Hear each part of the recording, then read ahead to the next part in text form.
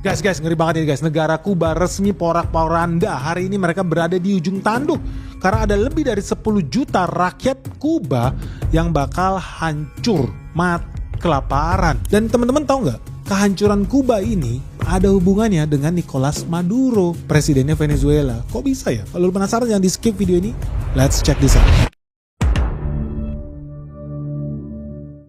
Jadi teman-teman udah resmi ya, Donald Trump itu menyatakan perang besar-besaran terhadap negara yang ukurannya begitu kecil sekarang dibully sama Amerika Serikat. Dan udah resmi ya, Donald Trump mengatakan secara terbuka dia tidak akan mengizinkan ada kapal minyak yang masuk ke Kuba. Karena Kuba mau impor minyak hari ini nggak boleh. Dan bahkan bukan cuma minyak, impor bahan makanan juga dilarang guys. Jadi hari ini terjadi krisis energi dan krisis pangan di negara kecil yang namanya Kuba. Dan ini betul-betul tindakan yang brutal loh dan semena-mena. Tapi lu udah tau lah ya namanya channel Benix ya. Sebenarnya gue bahas ini bukan tentang rakyat Kuba. Karena ada agenda tersembunyi Donald Trump yang lu kalau penasaran lu harus lihat di akhir video ini. Kenapa? Karena per hari ini begitu gawatnya kondisi di Kuba, hampir 20% warganya sudah kabur meninggalkan Kuba dalam 3 tahun terakhir. Nah buat reminder aja lah guys, ini bukan yang pertama kalinya Donald Trump itu ngebully negara-negara kecil yang ada di Amerika. Satu benua sama mereka tapi diperlakukan kayak budak guys. Yang pertama lu udah tahu ya namanya Venezuela. Jadi tanggal 6 Januari 2026 teman-teman bisa lihat tweetnya Donald Trump. Dia udah bilang I'm pleased. Jadi dia kayaknya bangga banget dan senang banget kalau mereka udah take over. Mereka sudah akuisisi Venezuela. Dan mereka bakal mulai memproduksi 30-50 juta barel minyak setiap harinya. Dan minyak ini tentunya bakal dikirim ke Amerika Serikat.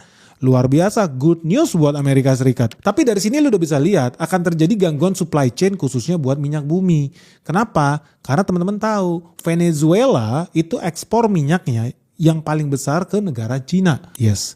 Tapi lu tahu nggak Venezuela itu juga lumbung minyak bagi negara kecil yang namanya Kuba. Jadi teman-teman bisa lihat di layar kaca ya, negara kecil yang namanya Kuba ini nggak bisa bertahan hidup karena energinya mengandalkan impor dari negara asing. Jadi teman-teman bisa lihat di layar kaca, Februari 2025, mayoritas minyak yang masuk ke Kuba, minyak buminya berasal dari 4 negara, Algeria, Rusia, Meksiko, dan Venezuela. Tapi semuanya berubah begitu Venezuela kolaps diakuisisi sama Amerika Serikat. Dan teman-teman bisa lihat di November 2025, sejak diblokade Rusia, minyak yang bisa masuk ke Kuba cuma dari 2 negara yang namanya Meksiko dan Venezuela. Nah kenapa kondisi jadi berbahaya? Karena begitu Venezuela diculik presidennya sama Donald Trump dan dilarang minyaknya keluar dari Venezuela kecuali menuju Amerika Serikat, apa yang terjadi? Kuba yang selama ini mengandalkan impor minyak dari Venezuela terpaksa berhenti